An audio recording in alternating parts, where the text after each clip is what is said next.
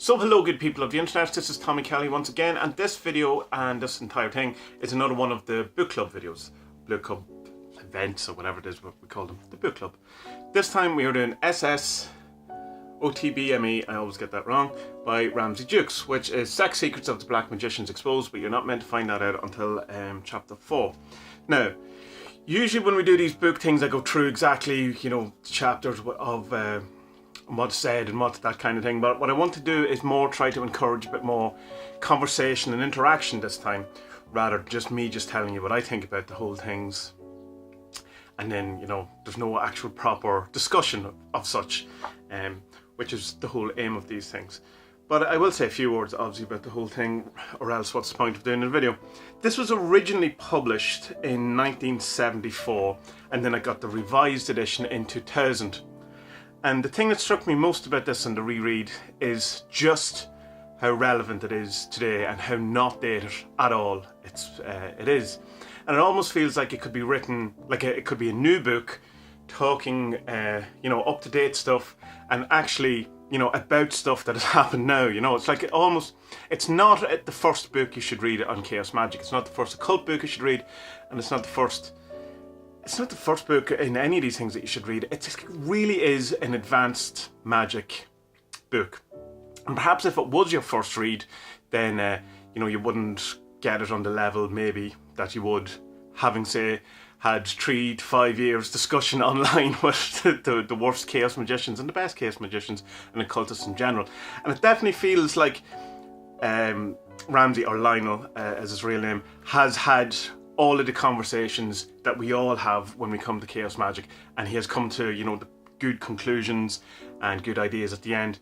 And out of all the kind of chaos books and writers and stuff, I'm probably closest to Ramsey overall than I am than any of them. Obviously, as with all of these things, you don't go the full way with anyone, and you shouldn't either. You should have your own kind of spin on things.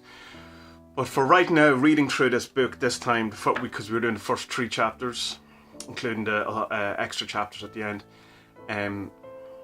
just how often I went, yes, that's exactly how I feel, worded and articulated exceptionally well, and really thought out well, and sense. It's almost like when you're watching a particular lecture, so you're watching a Jordan Peterson lecture or something, and there's this idea of he says something and something clicks in your head. It's not necessarily stuff that you've never known, but it just works now. It's yes, that's it. It could be Jordan Peterson, it could be anyone. It's just the first name that came into my head because I've been talking a lot about him recently. So the chapters that it starts off in, it's basically the first couple of chapters are a bit about the approach of magic, and in a lot of ways compared to the scientific outlook. And one of Ramsey's main things is that while science is about falsification, that's the whole premise of science, that it can only be a scientific theory if you can falsify it. So things like, is there a God, is unfalsifiable, and therefore not a scientific route to go down, because you can't falsify it. It's like, is there an invisible spaghetti monster? You can never falsify that, so you can never prove it true. So that's the science bit. You can only have a science theory if you can falsify it, prove it wrong, and therefore if there is a way of proving it wrong and it turned out to be right, then it's a scientific truth. Whereas in magic, it's kind of the opposite. You're not trying to falsify it, particularly chaos magic. You're trying to verify it. So it's a different approach. I'll come back to that in a minute. And in the way that he breaks down the kind of differences between art, religion, magic and science, is he has it like a compass. Let me see. Where we have feeling and thinking, intuition and cessation, and this art, religion, science and magic. Like a compass or spectrum, rather than, it's not broken, it's not broken into different exact cubes or different sectors in the way Aquil would, the Ken Wilber or the integral stuff is kind of deliberately broken into actual sectors, and it's similar to looking like that. But this is kind of more like a compass, or where, you would be in a different kind of spot.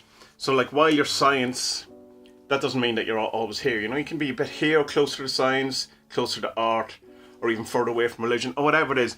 And I'm really interested to talk to people about that and see what they think about this kind of idea. like having it as a spectrum rather than there's magic, there's science, there's art, and religion. And magic and art for me are very intermixed, obviously because I'm both a magician and an artist. And so I would, fall on the scale somewhere there. But there's a religious kind of thought to me and a scientific thought to me. And I think it's good to be able to encompass all of these things without putting yourself in the box of saying that if I am religious, then I can't be scientific. If I am magic, I can't be artistic, whatever the thing is. So I found that very helpful. Then in chapter 2, it again keeps going on about the difference between science and magic. And it's kind of in the approach. And he does some examples, and he's a good example about an advertisement agency using mercury, although they wouldn't use mercury. I wouldn't see it as being invoking mercury. And another good example of this that I seen years ago on the BBC, and talking about how similar it is that a magic approach and a science approach can look, even though you don't think you're doing the same thing, was that these two Western doctors went to Amazon and they came across like a tribe of people that had been untouched for 10,000 years or whatever it is. They weren't westernized. And there was initially there was a witch doctor there, or whatever is the correct word for it. There was like some sort of wise elder who wasn't actually that old though, and a woman and a woman with a child, and something had happened.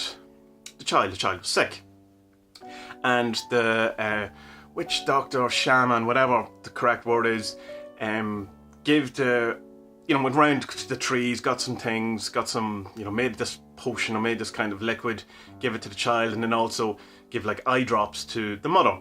And then the Western doctors come in and they, worked on the child, and they also, give vitamins and stuff to the mother so that when she's breastfeeding, it would be, the stuff would carry through to the child. And it was later, one of the doctors was reflecting that he first immediately thought that, this is, you have to look after this one problem or properly. This is all sort of quack. This is witch doctory. This is all kind of thing. And then he goes, at the end of the day, what I did, and what he did was exactly the same. I give something to the child and I give something to the mother, and he did exactly the same, just in a different way. And it was just, he had that moment of, how different really are we? We like to think we're different, the science and the magic, but there's obviously overlap and all that. I don't know how the woman ended up, or the child, because they moved along. Now, so he has one about an advertising company talking about getting new customers. So there is a quote that I want to read. It's the end of 2A. And this is talking about that the fact that chaos magic is subjective, and it's rather than the science thing of trying to falsify or trying to find a greater capital T truth, the reality for everyone, or that thing that is true for all time, for all beings and all that thing. The chaos magician is trying to find their own truth, so that, rather than trying to falsify something, they're trying to verify it. So they will concentrate on the things that agree with them. And so not necessarily interested in causality or the truth, capital T. It's about, does this work? Does this get me the result I want? And if so, excellent. If not, try something else. But the whole thing is that it's, it's your thing. You're never going to... I'll read the quote. Okay. The word paradigm makes a useful blender for over scientific sensibilities. What the chaos magician is putting into practice is the Austin Spares principle of acting as if. And this is the idea of that you act as if this is true and see what results you get. Don't concern yourself whether it is true, and don't try to falsify it or try to find the truth of it. It's you just act as if and then proceed. The correct approach to a magical theory or model is not to seek to disprove it, as one would with scientific theory, but to see if you can convince yourself that it is true by acting as if it were true. If the results in this theory work, then you rejoice, as it is now a practical tool. What you do not do is assume therefore that it must be true in any significant sense.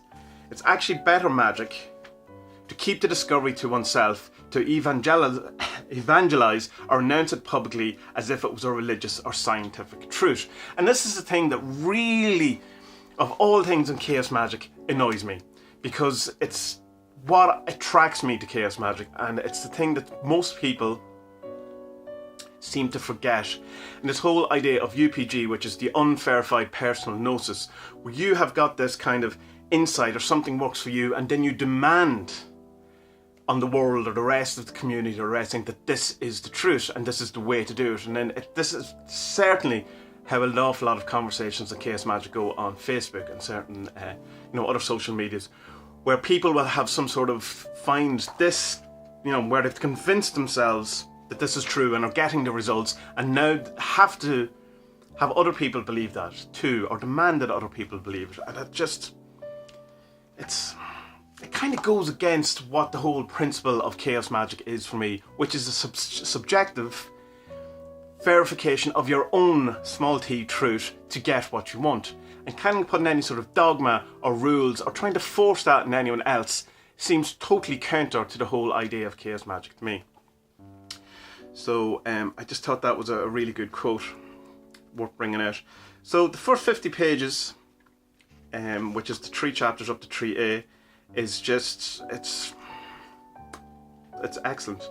And he talks about the whole thing of cycles and patterns that repeat, and how science and magic thought and stuff have repeated and gone around in cycles and patterns over the years, and he has his own kind of ideas about that, again not forcing them on anyone. And it's interesting that he talks about the next magic kind of revival will happen around 2020, which was a long time ago when it was in 1974, but I think it comes from the revised thing, which was in 2004. And we're close to there. It talks a bit about Dawkins, about how even Dawkins sometimes uses magical thinking. And overall, I'm really excited to talk about these kind of things to people in the various threads. And I found it very hard not to skip ahead and read more of it. As I say, I have read the book before, but it is a number of years since I've read it, and I'm really enjoying it. I'm really excited about it, and it's hit me at a really good time, because it's aligning an awful lot of things in my head that I had as kind of bigger, unrounded out, unconcise kind of thoughts that have just, yes, that's where that train of thought was leading me. That is the thing that it's pointing at, and articulated so well. And yeah, so that's us up to chapter 3A, which is page 50. All the threads will be posted in the show notes below. And for the next one, we'll go for 2 weeks, and we probably won't do as much next time because there was a lot in that. Okay, so we will go up to page 75, which is up to chapter 4A, including chapter 4A. Am I right? Chapter 5. No, we'll go for 5A. Right, so page 78 for Wednesday fortnight. I'll put the exact date, which is the 28th of February. All of that will be in the show notes or in the description below, and in the various threads. So yeah, really excited to hear what you think about this book, what you got from it, what you didn't like, what you enjoyed, or all of the things, any thoughts that came to your mind from having read the first couple of chapters. Good people of the internet, I will talk to you all soon.